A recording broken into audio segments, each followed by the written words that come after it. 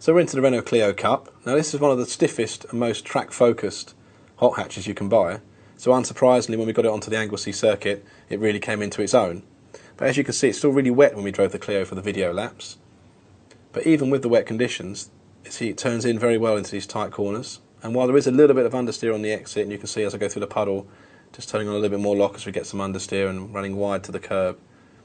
But even with that, there's plenty of traction and very reassuring amounts of rear end grip. So you can see through this long corner, there's no oversteer or any loss of grip at the rear, and the car's very well balanced.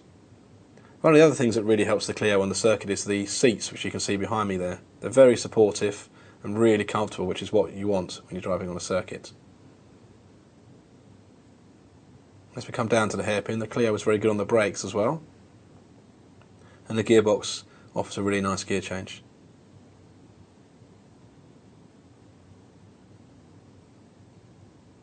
It also had some of the best traction of all the front wheel drive cars we had, so even in the wet conditions out of the hairpin, with the traction control switched off, had really good traction.